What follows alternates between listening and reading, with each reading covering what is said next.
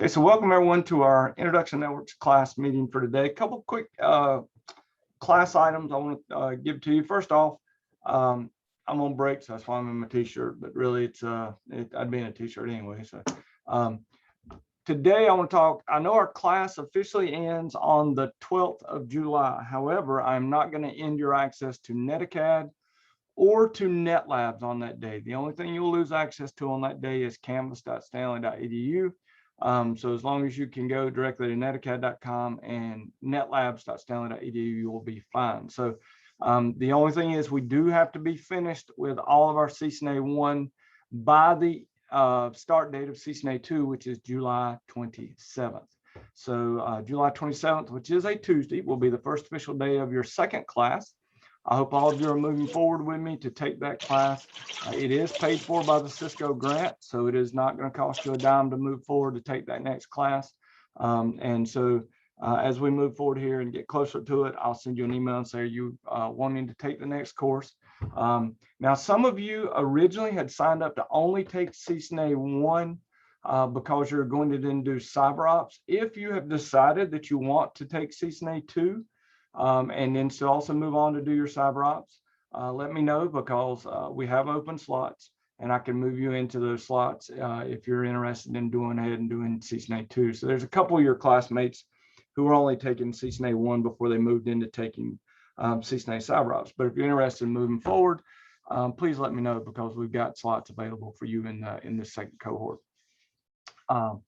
Other than that, we're moving along pretty good pace. I want today to talk about Ipv6 addressing, which is something that many of you, myself included, have not done a great deal of work with until it showed up in the CCNA. Now I've done a lot of work with it. Now I actually took a graduate class in Ipv6 as part of a certificate program at ECU, probably about 5 years ago, maybe more, 5 or 6 years ago, when I was doing an information assurance certificate with East Carolina. But one of the things about Ipv6 that's a little different than what we're accustomed to, first off, is the size of the addresses. But let's begin with a discussion of why we even need it. And that is because there are no more IPv4 addresses, none whatsoever. There are some parts of India to where traffic is being natted 5 to 6 times before it ever gets to be a public address. So there's no way we're going to track anybody that's being natted 5 or 6 times through all those different ISPs. So we're pretty much exhausted. You can see here, even after the projected IPv4 exhaustion date was in 2020. So there are 0 IPv4 addresses still out there. So what has been around for about really since 1999 has been Ipv6, and Ipv6 and IPv4 will coexist for a very long time. And to help with that coexistence, there's going to be a couple ways we're going to deal with IPv4 and Ipv6. The most common will be what is called dual stack, which is we're going to run both IPv4 and IPv6 on all of our devices. That's what is happening right now. Most people don't even know it, but on 99% of your Windows devices out there right now, we are already running Ipv6. It's already enabled. So if I go in here and do an IP config, you'll see that I've got a link local address. Now, I don't have a global address on here because my college is not running Ipv6 internally. If for some reason you wanted to disable Ipv6 completely on your devices, which I actually suggest you do if you're not running Ipv6 internally, you go under your network settings, go under your adapter settings, find your NIC, your network interface card, and scroll down to where it says Ipv6 and uncheck that protocol, click OK and OK, and that will actually turn off Ipv6 on your device. By default, it's on now. So that's one way that we're actually seeing some problems with security, that some hackers are figuring out ways to do Ipv6 tunneling and move command and control traffic for botnets over Ipv6. It'd be impossible to do on our network here at Stanley because we do not have public globally routable IPv6 addresses on our network, but it is on. And so even at home, that's something you may want to think about doing. If you're not running IPv6, just turn that off, because it's a useless protocol that's running and taking up memory on your device. But in modern networks, this dual stack will be our primary method that we're going to use. Another one is called tunneling. So there may be that we have IPv6 networks that we use IPv4 tunnels to be able to connect those two IPv6 only networks. So we end up with one router that is dual stack running both 4 and 6. We tunnel across 4. So this is, IPv6 in a 4 or 6 to 4 tunnel. And then you can sometimes see a 4 to 6 tunnel. Last, one that is not really even supported anymore and they don't want us to use really is what's called NAT64. And that's where we NAT back and forth between IPv4 and IPv6. It's something that's really been, it was there to begin with. Now the preferred method is to do dual stack, run dual stack and make sure that all devices support both. Now here's something really crazy that is hard to believe but true, and that is if you're doing anything with the government, your devices must support IPv6 even if their networks do not run IPv6. And that was a mandate that came out several years ago. So even though no government networks are really running IPv6, all devices sold into government networks must be able to run it. And I guess they're just preparing for the future because we're going to have IPv6 down the road. Now, IPv6 is 128-bit addresses consisting of 8 hexstets or 8 16-bit segments. Those segments are represented by the hex numbers from 0 to F, which is 0 to 16, 0 to 15, 16 spaces. And each one of these segments are called hexstets. We didn't, for a long time, they didn't have that as an official name, but now it's pretty much taken over. And so each one of these are indeed hexstets. IPv6 addresses are long. They are very long, but we have some rules that let us shorten those addresses somewhat. First off, these examples right here are the long form of the IPv6 addresses. That is what is called the preferred format, which is each and every single bit is represented, or each hex value is represented completely. We have some rules though that we can use to shorten them. First, we can always omit leading zeros. So if you had 2001 0 db8 quad 0 quad 1s quad 0 quad 0 quad 0 0 200, you can shorten that to 2001 db8 0 quad 1s 0 0 0 200, because that represents there are 3 other zeros here, 3 other zeros here, and there's 1 other 0 here. So you can omit leading zeros. Item number 2 is what's called the double colon rule. You can only ever have 1 double colon in any IPv6 address. And that is because it represents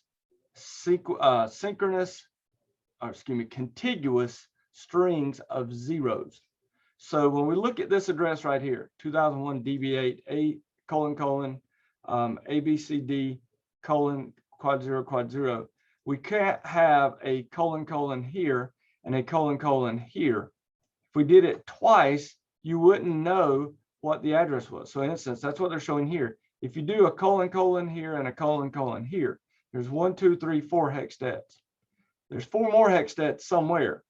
So are there 3 here and 1 here? 2 here, 2 here, 3 here, 1 here? So all of these could be these addresses, which are very different addresses.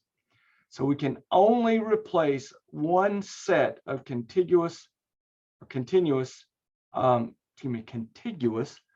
zeros with the double colon. So if we have this address here, 2001 0 db8 0 1s all zeros 02, this could become 2008 db8 0 quad 1s : 200. So now we know it's 1, 2, 3, 4, 5 hexstets are visible. So we know this is 3 hexstets of zeros. Likewise, this can become 2001 db8 : 0 : 0 : AB00 : that represents 3 hexstets of zeros. We could not put a : here and a : here, because if we did, we would not know how many contiguous sets of zeros that represented. The beauty of this, though, is as we get down here, for instance, imagine if you had to write out this address, which is the loopback address. You can set that as just : : 1. And that tells you there's 7 hexadecimal of zeros and then a 1. And if it's all zeros, you can just do : : So our rules are basically omit leading zeros, and we can use one set of double colons to represent contiguous 0 hexadecimal. Now, I love this little example here that they built in, because you can go in here and you can actually practice as long as you want with these different formats. All right, so DB8, 0, 1, 2, 3, 4, 5, 6, 7, 8, 9, 1, 0, 1, 1, 1, 1, 2, 3. Compressed format, there is almost no compressed format here that you could use. You could, I guess, do DB8, : 1, 2, 3, 4, 5, 6, 7, 8, : 9, 1, 0, 1, 1, 1, 2, 3. You can check it. You got it correct. Now you do next, and we'll show you another one, and then you just keep doing these and practice to your heart's content. And so like here, again, 2, 0, 1.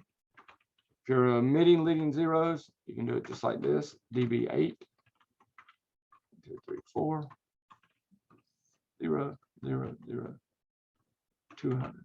And then for our compressed format, 2, 0, 1, : 0, DB8, : 1, 2, 3, 4, : 200. Check it. Correct. So your students can use this to test and practice as much as they want. Don't forget those rules. It'll save you a lot of typing out in the real world. Now, another thing about IPv6 that's interesting is that we have 3 different types of primary address. Now, if we remember back in IPv4, we had unicast address, which is one-to-one communication. We had broadcast, which is one to everyone. We had multicast, which was one to some. You'll notice IPv6 doesn't have broadcast. It has unicast, one-to-one. It has multicast, one to some. And then it has what is called anycast, which is one to the nearest. And the nearest devices will respond. Now, anycast is beyond the scope of the CCNA, but it's here just so you know there are anycast address. Although we don't have broadcast address, there is, because of the way that IPv6 works, everyone joins what is called the all nodes IPv6 multicast address. So even though it's a multicast, it functions essentially like a broadcast. It's just not the actual all ones broadcast that we're typically accustomed to seeing in IPv4. So our IPv6 addresses are typically consist of 128 bits, 64 bits are the prefix or the network, and then 64 bits are the interface ID. So we normally have, like in IPv4, we have an address with a mask. Well, in IPv6, we have an address with a prefix. And so in this example here, you can see that 2001 : DB8 : A://64 would be the network. Okay, so this is the prefix, the 64-bit prefix. And then you would have to have an interface ID. There's a couple ways to get an interface ID. One, you can assign them statically, just put in 1, 2, 3, 4, 5, etc. Or there is a process called EUI64, which takes the MAC address and uses that to create an interface ID. And then there's what is typically used now by most operating systems, which is they create a random interface ID. We'll talk about why in just a little bit. So IPv6 unicast address, these are one-to-one addresses. We have global unicast address. Those are addresses that obviously can be routed. We have link local addresses. Those begin with FE80 and will go to I can remember FE80 to FEFF. I think that's it. Well, again, just a second. It's right down here on the link local. FE80 to FEBF, sorry, FEBF. But we've got those two types. We've got our loopback, which is : : 1, just like 127.0.0.1. Unspecified, which is : : which is, it's not really a broadcast, but it's like all. Unique local, which these unique locals, which are from FC00 to FDFF/7, these unique locals are supposed to be like RFC 1918 addresses. We don't really use them very much because one of the ideas behind IPv6 is that we are going to have end-to-end traceability. In other words, everyone's going to have a global routable IP address so that you can trace and have traceability from one endpoint to another endpoint. And then embedded IPv4, which is beyond the scope of this, that's when we're doing 6-to-4 and 4-to-6 translation, or not 6-to-4. Okay. So again, unique local, they're just telling you here, this is like 1918 addresses. It is, again, kind of, even though it's been created, it's not really suggested we used unique local addresses, because the whole idea behind IPv6 was to allow full traceability. Now, our globally unique addresses, one of the great things they have finally done, and smartly so, is when they handed out these addresses. A lot of people don't realize the IPv4 global routing table has over 300,000 routes in it. In fact, let's do this. Let's go IPv4 global routing table. Okay. Let's see, number.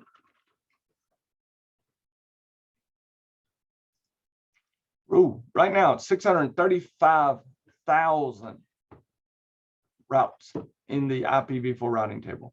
Now you notice, look at IPv6. IPv6 only has 33,000 IPv6.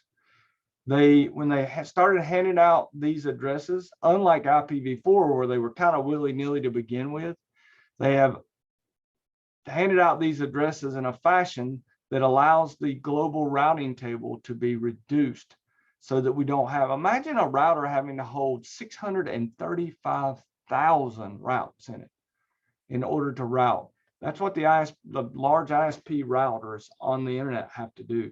They're running BGP, they have to hold those routes in order to be able to do global routing. That's insane. You think about the amount of memory it takes, the amount of processing power it takes. Not only that, think about how slow it is for that particular table to change. So that's why with our IPv6, they decided we're only going to hand out to begin with these /3s, 2000:/3, and they assign those out to the 5 RARs, which are basically the IP address consortiums that hand out IPv6 addresses. With that, it makes it to where we can easily summarize IPv6 routes, so that instead of 635,000, we only have 33,000 routes in the routing table, which is really, really important. The other thing that is important for you to realize is that here is actually how they're planning to hand out IPv6 addresses. I want you to think about how insane this sounds, because it is insane. Okay. They are recommending that each entity, even if it's a house that wants IPv6, will get a /48 prefix. And then, so in other words, your ISP would give you a /48 prefix. And that leaves 16 bits in the prefix that are for what are called the subnet ID. And that gives you 65,535 subnets in your house. And then each one of those subnets can hold up to 2 to the 64 hosts. That's actually what they're suggesting to give you at your home. So you would have 65,535 subnets to use at your house, each subnet consisting of 2 to the 64 hosts. That sounds like an immense waste of addresses.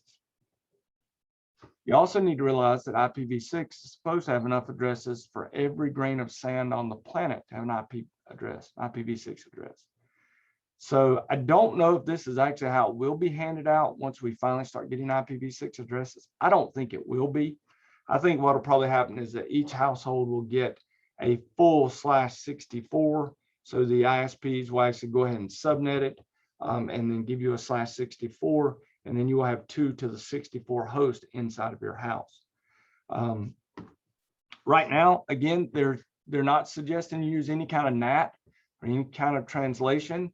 So you would have a globally unique address on all your devices inside of your home or inside of your network. We're then going to have to use access control lists and other security measures to keep traffic from coming into our networks and attacking our networks. Questions about that? Because when I first read that and saw it, I was like, that is utterly insane. But again, we've got so many addresses. Any questions on that?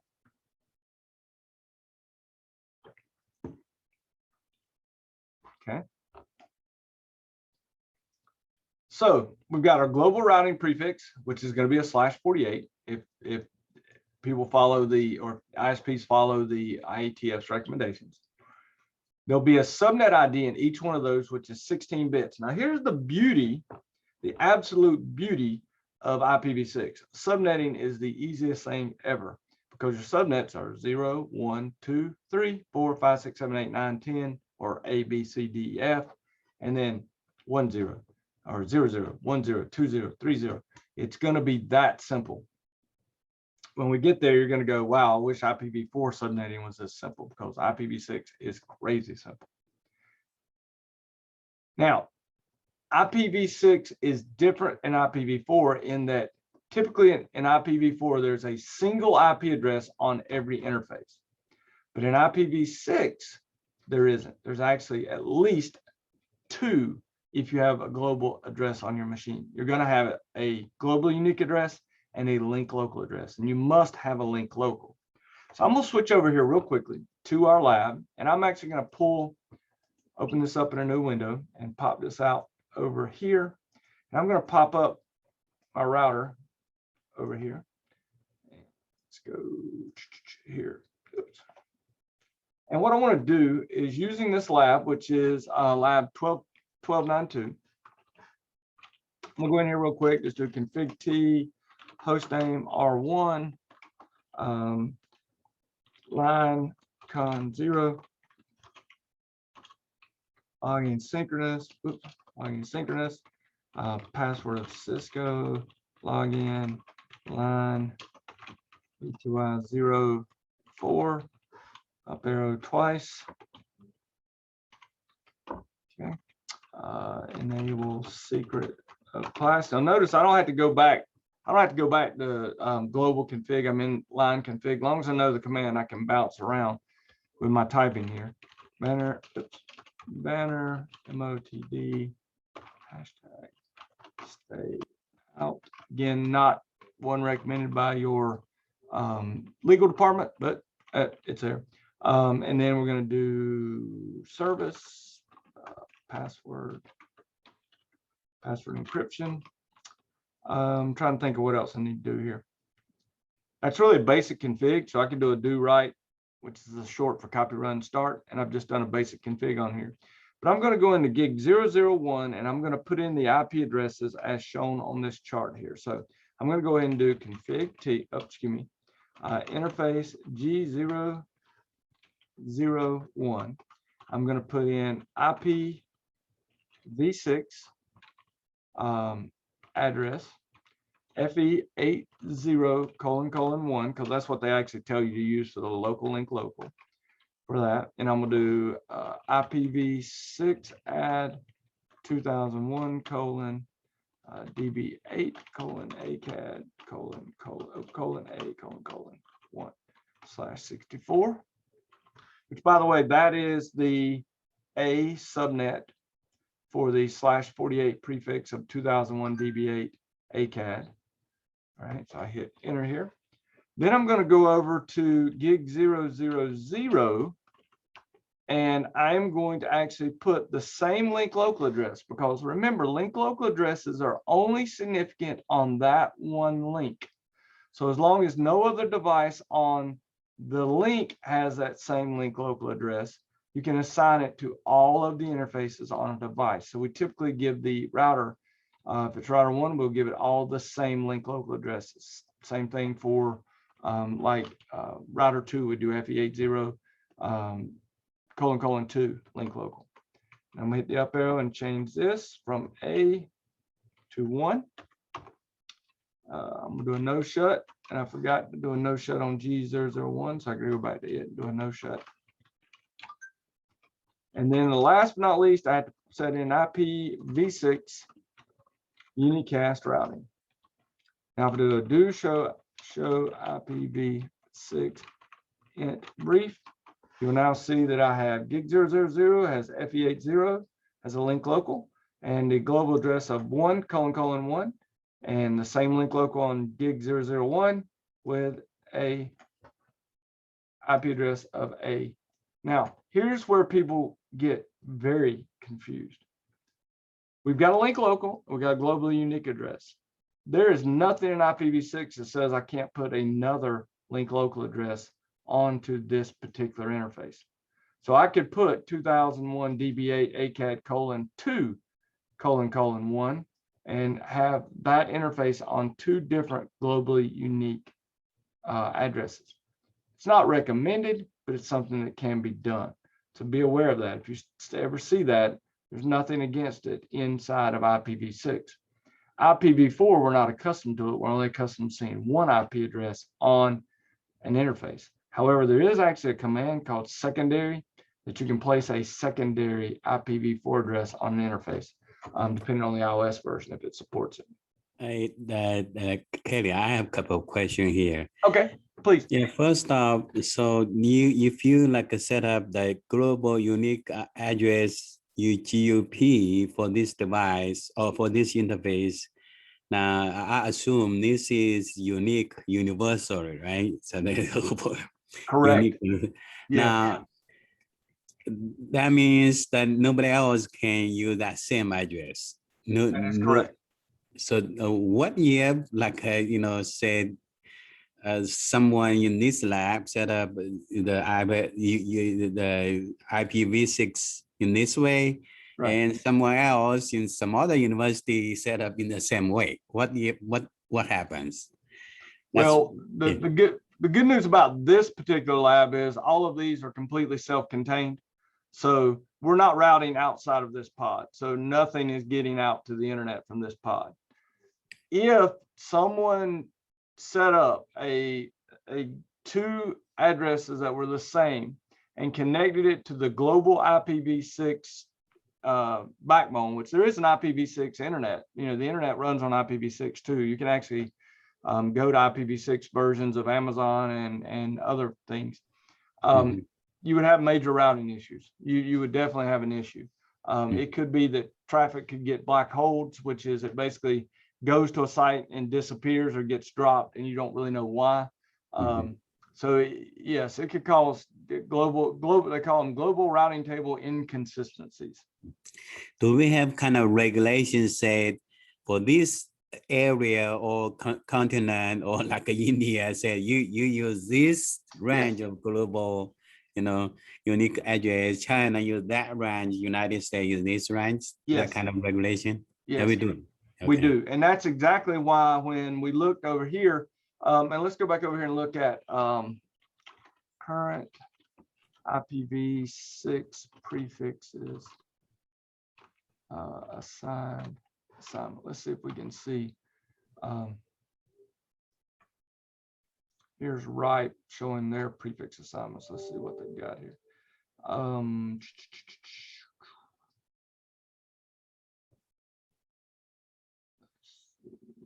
see if I've got, see, they're even suggesting that /48 assignment. I don't think they're going to have it here, but let's see. Okay, let me go back one more and see if I can find it. Let's see, let's do North America. Here they are. Okay, so globally, this is what's been assigned to certain areas. So 2001 quad 0::/23 has been assigned to INA. Here's APNIC, so Asia Pacific has 2001 0200:/23. So what they've done is they've gone in and assigned these prefixes to certain areas. And what they've tried to do is, you'll notice they've tried to keep the areas like here, they've tried to keep them in the same range so that the global routing table doesn't become as large as it was with IPv4. They've been much more cognizant of how big that IPv4 routing table became. And you notice, I think before it was 33,000 routes in the IPv6 global table, which is pretty impressive compared to 634,000 routes for IPv4. So, basically what happens is, if you want a global unique routable IPv6 address, you will go to your ISP. They should have been given it by their local Internet Assigned Numbers Authority, or whoever happens to be in their area, be it INA, APNIC, ARIN, LACNIC, any of those. And then they would assign you a /48. Now, how about the subnet ID? So that's up to individual, or that's up to individual. Yes, that's completely up to the individual. Correct. So for instance, let me go ahead and let's imagine, let me have my notepad here. Let's imagine that I was given 2001:DB8 :ACAD:. Okay, so they gave me that /48. So I've been given this /48. I now have, I can use the subnet 2001:DB8 :ACAD: 0:/64. Okay, and then I can continue on. I'm just going to go out here to this one, but it'll be 0, 1, 2, all the way down to, and it would be eventually 2001:DB8 :ACAD: F: /64. And then we just would move over. So 2001, colon, so on and so forth. Be 1:0:01:00. You can just continue on. You have 65,535 possible subnets that you can use with that /48. So another question is, so that's for the interface address, you have 64. That's huge amount. Yeah, that is massive. Yes. Yeah, I wonder, how do we use it? For example, if your ASU is allowed, a global unique address and also a subnet, and then how do ASU to use all those huge amount of, address? Yeah, that's you're not going to. I mean, that's the thing. You're looking at, if I did my math right, this is the number of, here's the number of possible host addresses. Right, that's too much. Yeah, it's crazy. Yeah, you probably be able to assign each send on ASU campus an IP address. Oh yeah, yeah. Each cell or each atom, probably you will be able to do it. Yeah, I think here's one of the things that's going to be interesting to think about is this. Because of this number of addresses, let's imagine to where at my house, I decide to use subnet 0, okay? And then my host picks a random number out of this huge number. Right. Okay. Here's what that's going to help us for. Because we're all going to have globally public addresses, what if I set up the software on my machine to every day pick a new number? Okay. You can't scan, you can't run a port scanner that's going to be able to find that address inside of this huge number of interface IDs. And so in some ways, even though we're going to have globally unique addresses on everything, until we get quantum computers sitting on everybody's desk, until we get that, you're not going to be able to even do the networking scans necessary to find the host on those subnets. So yes, it is an enormous number of IP addresses. Yeah. Thank you. You're welcome. So now we can see, I want to go ahead and on PCA, I want to assign an IP address. Now you'll notice as soon as I turned on IPv6 unicast routing, and as soon, let me change this to actual size, folks, because it's blurry unless I do that. And as soon as I did that, you'll notice now that this machine actually now has an IP address. It actually has an IPv6 address in the 2001 DBA ACAD:A. So it grabbed itself an IPv6 address and it randomly generated this interface ID right here. The reason you want it to be random is because there was another method called EUI64 that created it based upon the MAC address of the device.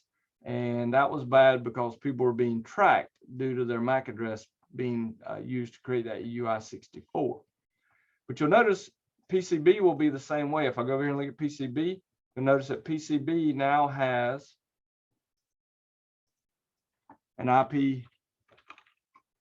address in the 2001 DBA ACAD:1 network. So it's the one subnet, it's got this address.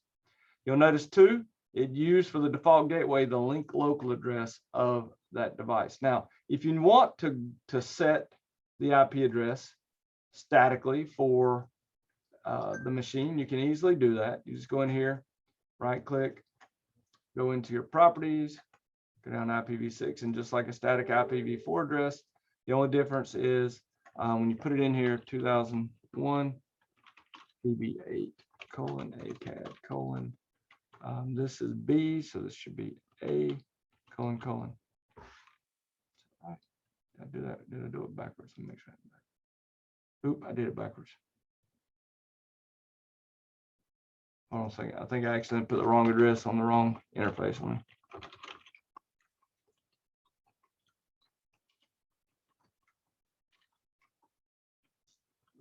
And don't forget that either.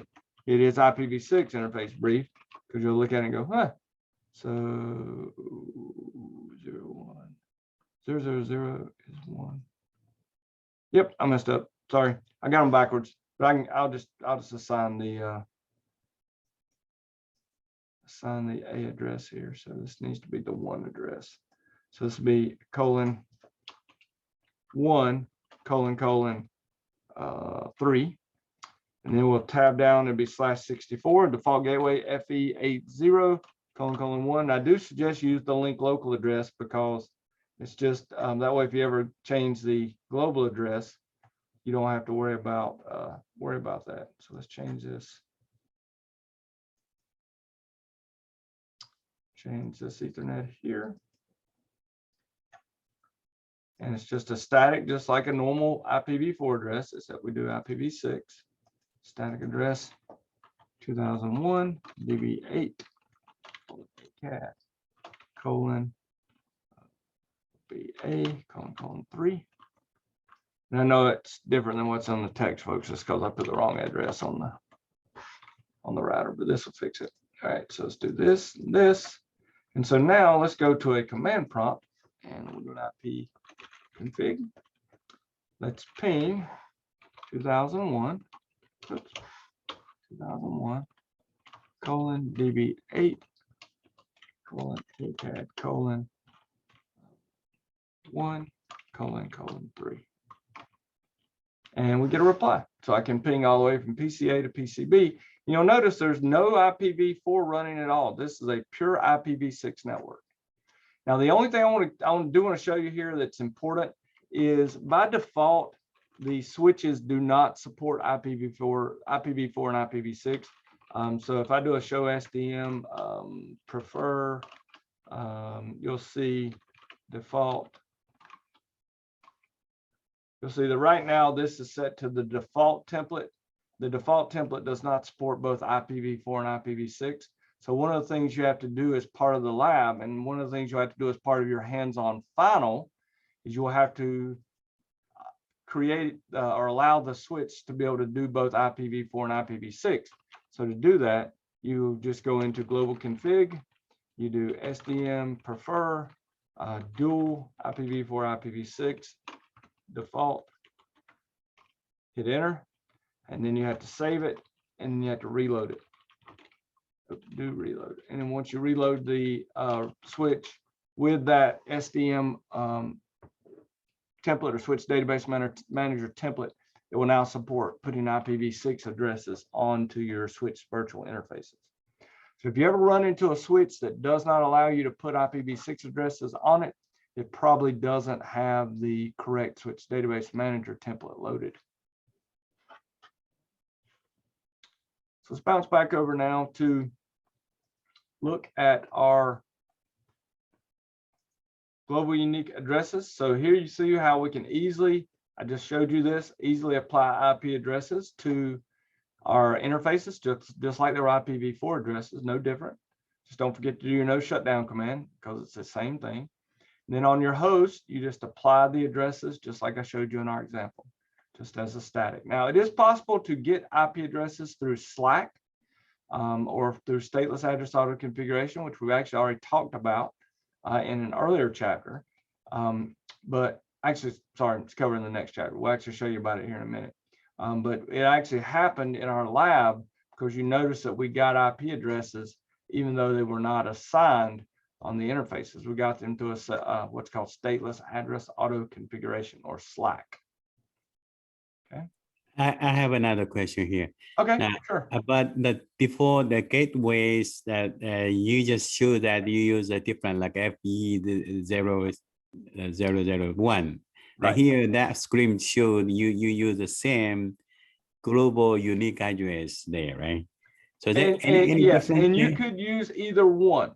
Okay, either one will work. In fact, I will go back and show you that. I could very easily, instead of using FE80::1 here, I could just put the global IP address of the router interface. The reason you don't necessarily want to do that, let's go back here just a second. I want to show you something that's very neat about IPv6. Okay, I'm going to switch back to dynamic address allocation for IPv6. So let's go over here and I'm going to double click, go back to obtain everything automatically. Okay, now if I do that and we do an IP config, we should see, okay, now we've got a dynamic IP address. All right, you notice that? You notice how it used FE80 as the default gateway. Now, I could statically assign FE80, but if I go on to the router, so right now this is A, so let's go to our router and let's do again a show IP int brief. So we know that gig 001 is our internal. So config T int G001. We're going to do no IPv6 address 201:db8:ACAD:1, actually A::1, okay, /64. I'm going to change this address now to 2001:db8:ACAD. So my ISP contacted me and says, sorry, you can't use that subnet for some reason, or I decided to change the subnet for some reason. Just change it to D::1/64.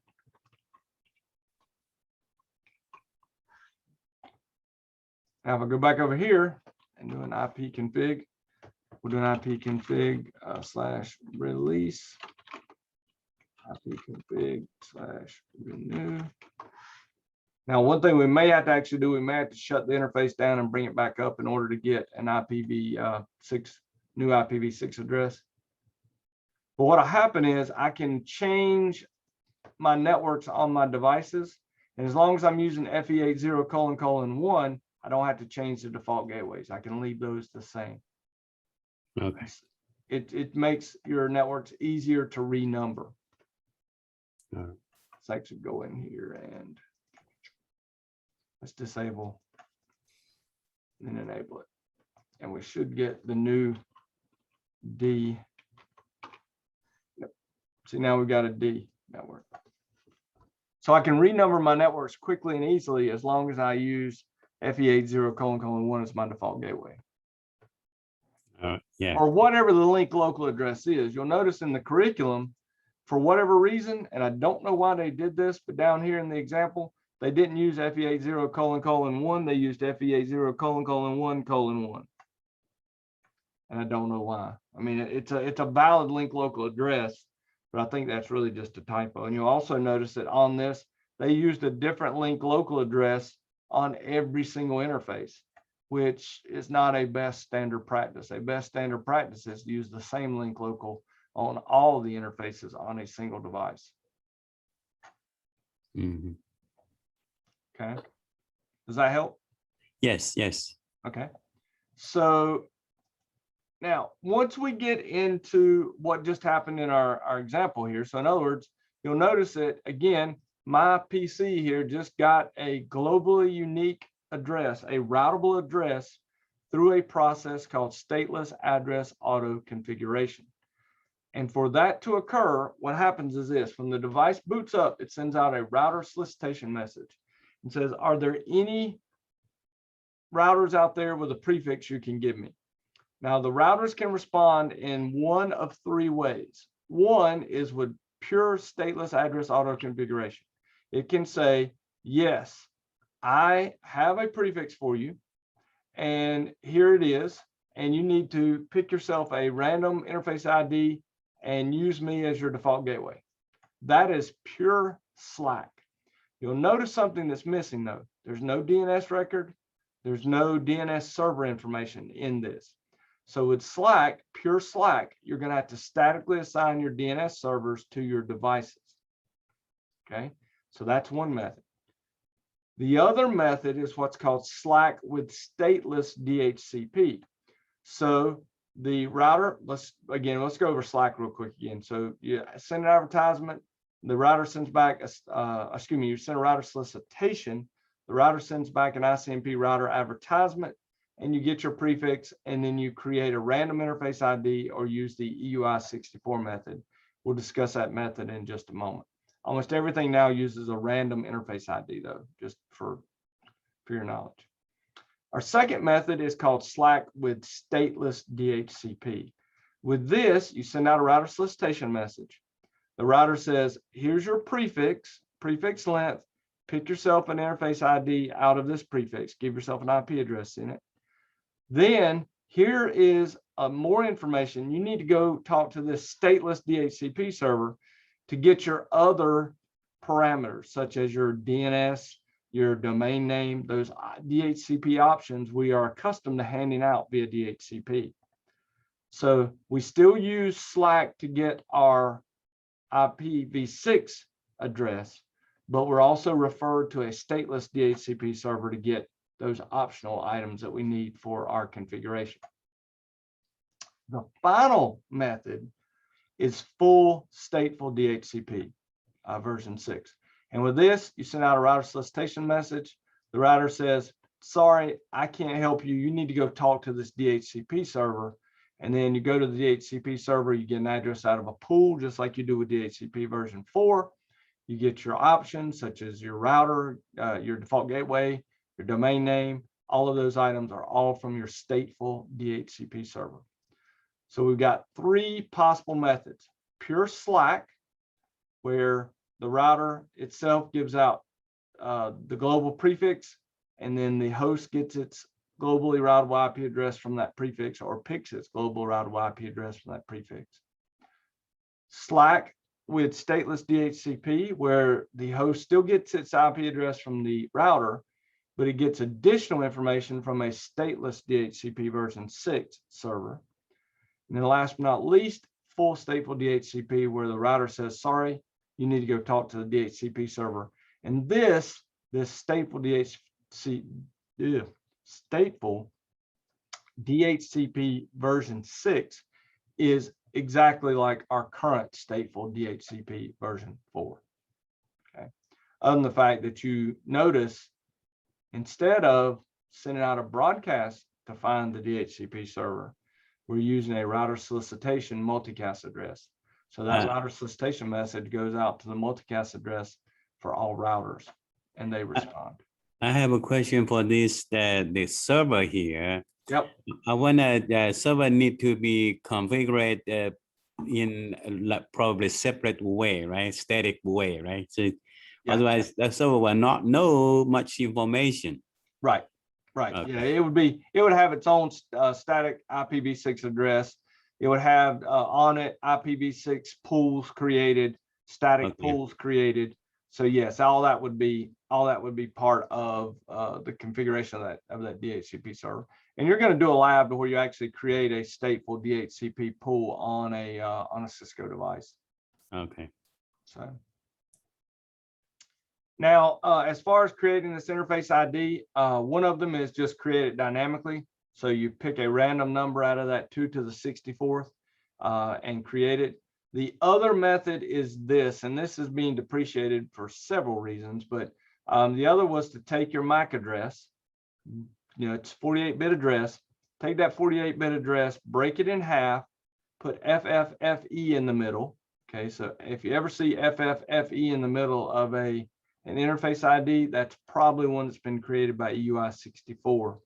And then you flip the 7th bit, which is, they do that to make absolutely sure that it's called the UL bit, but then to make absolutely sure that the address is unique. So it honestly, there's a lot of reasonings for it in this RFC if you want to go read it. The big thing here is they're trying to create through EUI64 a unique address. Because MAC addresses are unique, this should be unique. The problem came in that you're able to track individuals using EUI64. So most companies quit using this method because that people were being tracked back to their individual machines because of EUI64. So now most operating systems just randomly generate it. But if you see FFFE in the middle of the interface ID, there's about a 90% chance, maybe even higher, that was EUI64 generated. Randomly, it could be anything. So, all right. So, link local addresses, we also can do this. So if you don't have, on IPv6, on Windows, our link local addresses are typically randomly generated. They don't use the EUI64. So if I go in here and look at my machine right now, by the way, all devices will have a link local address. That's required. You're not even required to have a globally unique address, but you are required to have a link local address. So if you look at my machine right here, you can see that for each one of my adapters, even the virtual machine adapters, I have a link local address, FE80::, and then a randomly generated interface ID. This %6, 10, 18, by the way, that is to keep up with that process in memory. So that's something you'll see on Windows boxes. Their % there, it's not part of the address itself. It's actually just to represent the process that's running that particular protocol stack. So here you see on Cisco routers, same thing. They typically can use EUI64 or it can be randomly generated. We actually, on most of our devices, we should be statically setting our link local addresses. So now commands, show IPv6 interface brief, show IPv6 route. Ping command works just the same. You just have to type a longer address. Now, last but not least, some multicast address, some well-known addresses. FF02::1 is all nodes. So this is a multicast group that all devices join. So in many ways, this is the broadcast address for IPv6. All right, the FF02::1. The FF02::2 is the all router. So when you send a router solicitation message, you send it to FF02::2. By default, until you do IPv6 Unicast routing, routers do not listen on the FF02. So I should be able actually to show you that. Let me see if I can. Let's do a Cisco. Oops.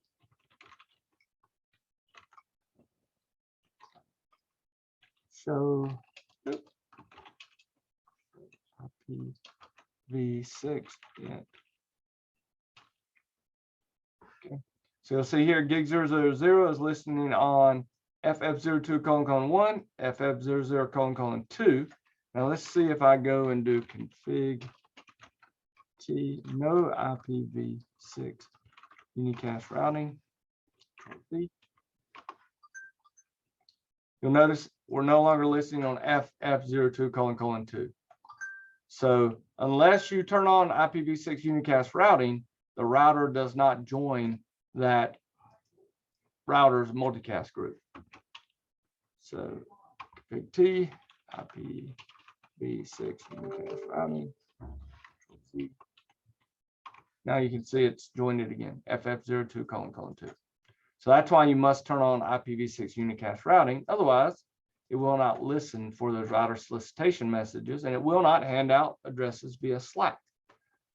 I wonder who can issue that message to the FF02::1 or ::2. Otherwise, everybody can do it. That kind of a disaster there, right?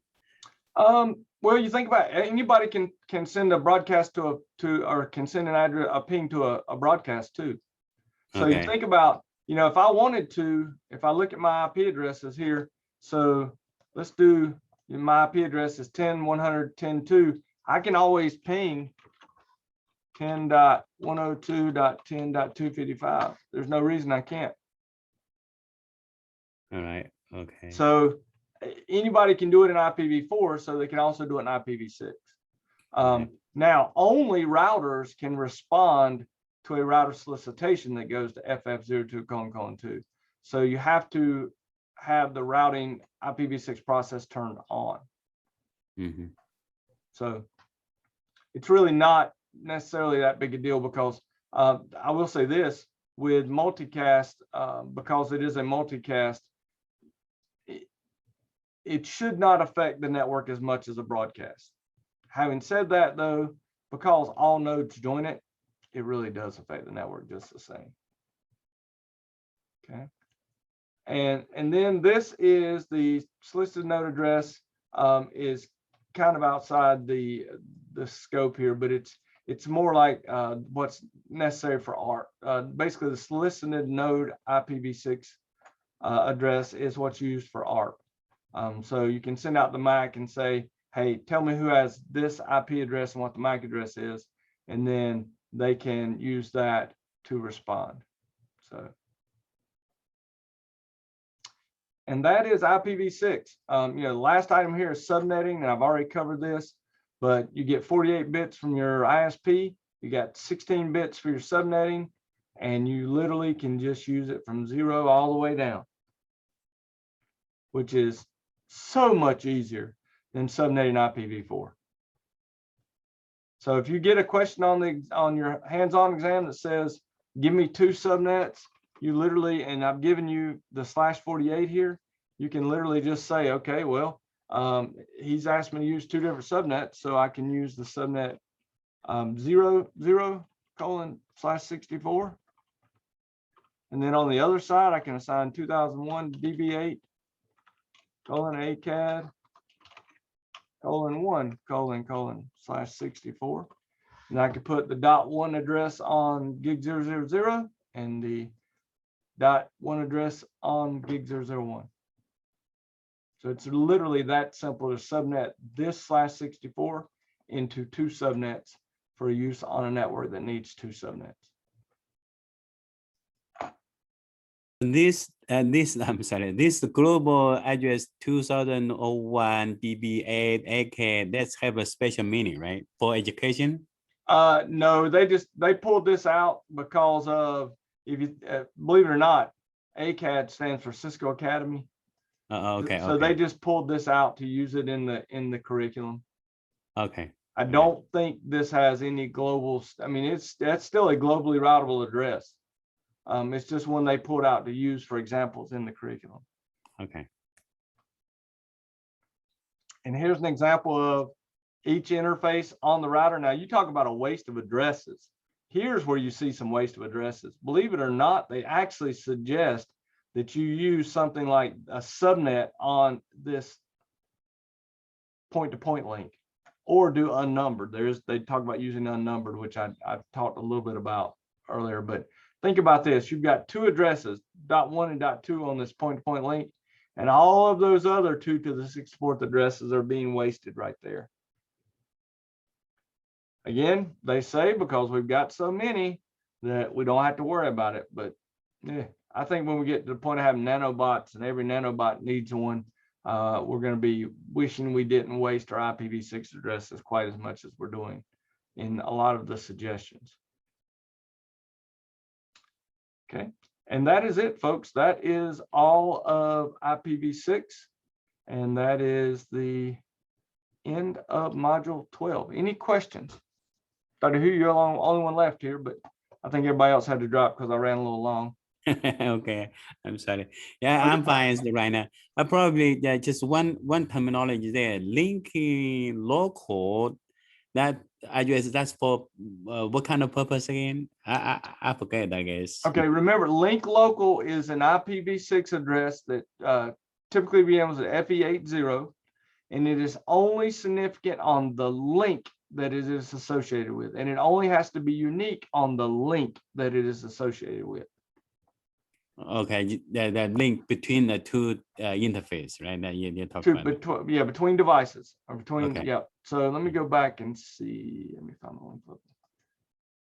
Okay, so if you have a PCA and PCB both connect to the same, let's say, switch or routers, then PCA will use a different link local. Yes, correct. Right?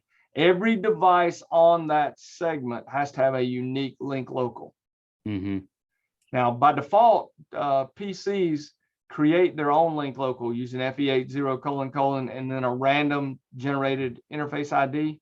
Mm-hmm. So, and even Cisco devices will do that if you don't assign it. We assign it on our Cisco devices so that we know what the link local address is on our devices. Okay. So, for instance, let me share this again real quickly and I'll show you. Right now on the lab that we had, I set on show IPv6. I set the link local to be FE80::1 on these. But watch what happens if I do a config T int GI 00. Oh, man, I cannot type today. No IPv6 address FE. Okay. Now watch what happens. You will still have a link local, but now the link local is one that was randomly generated. Okay. Okay. It has to be every single device on an IPv6 segment must have a link local address. Either you statically assign it, like this, like you would a normal address. You just have to remember to put link local at the end of it. That's what, well, the fact it's FE80 to FEBF, I believe it is, delineates it as the range for link local, but we almost always use FE80. But putting link local assures it becomes the link local address. The reason we do static assignment is because it's harder for us to type this in on our host. When we want to put a static IP address, it'd be hard to type all this in versus FE80::1. So this address does not need to be unique, right? So yes. Between. Okay. Hold on. It does not have to be globally unique. It has to be unique on that segment. On that segment, okay. Correct. So with showing our topology here, the only device that can have FE80::1, let's go back. Let's change it back here real quick. Let's go to config T, config 00. And actually, I'm going to do a control A. Oops. Okay. Let's now do a control Z. We should see that we have FE80 on both. Okay. So when we look at our topology here, the only device on this entire segment that can have FE80::1 is R1. R1. No other device have a different link local. Has to have a different link local, correct. Now, over here on gig 000, router 1 can use FE80::1 again, as long as it's unique on every, that's the only one using it on this right side. Okay. So for every segment, only one device can use the link local address. Okay. So link locals have to be unique on each segment. Okay. They're not globally unique. Okay. Look like a sort of parallel networking there, right? It is. And what it's designed to do is to make sure you always have local communication on that segment, even if you don't have global communication. So in other words, devices can communicate. You think about how Slack works. When, and let's look at that real quick. We got a few seconds here. Let's look at how Slack works. So if we're looking at Slack and we're looking at how we okay, so we're looking at how we're getting IP addresses. I'm trying to find where it's at. There it is. Okay, so when this device boots up the PC, it doesn't have a global IP address. All it has is it's assigned itself a random interface ID on the link local FE80. Okay. And so it can send a router solicitation message to FF02::2 Use a link local using address. its link local address. Right. Okay. The router can then respond using link local addresses. Yes. Now And the tell same it what. The same thing will be true when the router forward any package to the PC, right? Use a link local address. And that is exactly what it typically does. It typically uses its link local address to communicate anytime on that segment. Okay. Yep. So here the MAC address will not play much roles in IPv6. Nope. Very, very little, address. because it's all handled by link local addresses. Correct. Okay. Okay. Now, if you're on Ethernet, it's still going to be there because you're still framing it. So you're still going to have your data. You're still going to have your frame. So if it's an Ethernet segment, you'll still have it layer 2.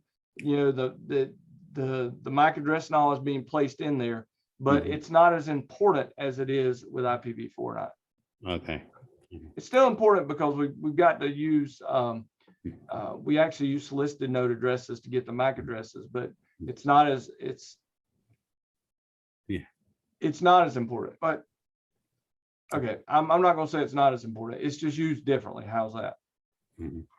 So I have a request. That I took exam 1, exam 2, exam 3. I did well on exam 2, but I didn't do well on exam 1 and exam 3. A module exam for module 3, I guess. Okay. Module 1, 3. So I wonder whether you will be able to reopen the. Yeah, and I'm actually gonna change. For some reason, when I did your exams, I messed up and did not give you the ability to take them multiple times. So I'm going to actually deactivate all your exams in your class and reactivate it so you can take them up to 10 times. So that was my mistake. Okay, thank you. I will fix that. Yep, that was completely my mistake. I don't know why I didn't do well on exam 1 and exam 3. I thought I did well, but I probably need to go over the material one more time. Right. Yeah, still have like 2 weeks left, right? Pretty much. Yes. Oh yeah. And we've got like I said, class ends on July 12th officially, but we're going to continue to work up to the start of our next class. Okay. Okay. All right. All right. So let me stop recording here.